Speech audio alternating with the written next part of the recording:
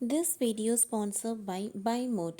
இந்த ஆப்பில் நீங்கள் பர்ச்சேஸ் பண்ணக்கூடிய எல்லா ப்ராடக்ட்ஸும் ரொம்ப மலிவான விலையிலேயே உங்களுக்கு கிடைக்குது.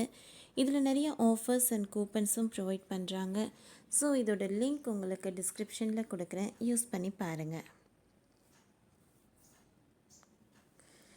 ராசாத்தி உன்ன காணாத நெஞ்சு பாடல் புகழ்.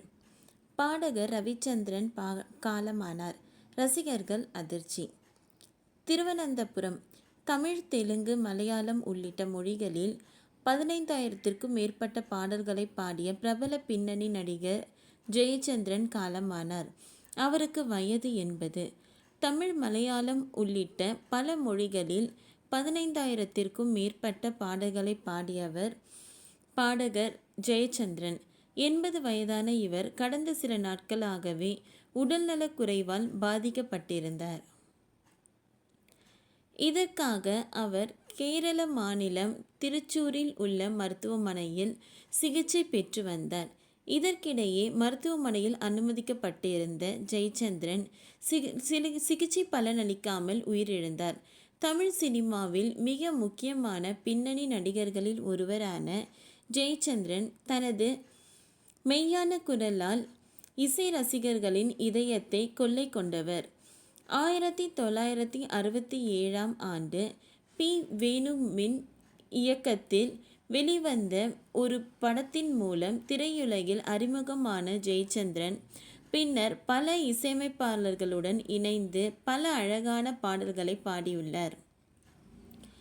1972ஆம் ஆண்டில் பனி தீர்ந்த வீடு படத்திற்காக கேரள அரசின் சிறந்த பின்னணி பாடகருக்கான விருதை பெற்று தனது திறமையை நிரூபித்தார்.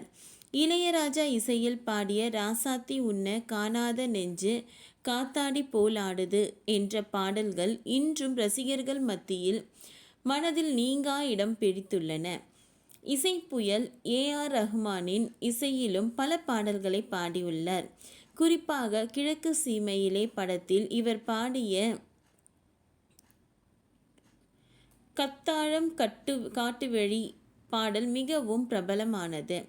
இதற்கு முன்பே ரகுமானின் தந்தை ஆர்.கே. சேகர் இசையமைத்த பெண்பட படத்திலும் ஜெயச்சந்திரன் பாடியிருக்கிறார். விஜய் நடித்த பூவே உனக்காக படத்தின் சொல்லாமலே யார் பார்த்தது பாடல் உட்பட சின்ன பூவே மெல்ல பேசு, கடவுள் வாழும் கோவிலிலே, வண்டி மாடு 8 வச்சு, இது காதலின் கீதம், காளிதாசன் கண்ணதாசன் கொடியிலே மல்லிகைப்பூ, அந்தி நேர தென்றல் காற்று போன்ற பல பாடல்கள் இன்றும் தமிழ் சினிமாவில் மிக பிரபலமான பாடல்கள் ஆகும். ஜெயச்சந்திரனின் மென்மையான குரல் மற்றும் அழகான பாடல்கள் இன்றும் பலரின் இதயத்தை கொள்ளை கொண்டு வருகின்றன. அவரது பாடல்கள் கிராமங்கள் மட்டுமின்றி நகரங்களிலும் பரவலாக கேட்கப்படுகின்றன. தமிழ் சினிமாவிற்கு அவர் ஆற்றிய பங்களிப்பும் மிகப்பெரியது. ஓகே ஃப்ரெண்ட்ஸ், இந்த வீடியோ உங்களுக்கு பிடிச்சிருந்தால் லைக் பண்ணுங்கள், ஷேர் பண்ணுங்கள், சப்ஸ்கிரைப் பண்ணுங்கள். தேங்க்யூ.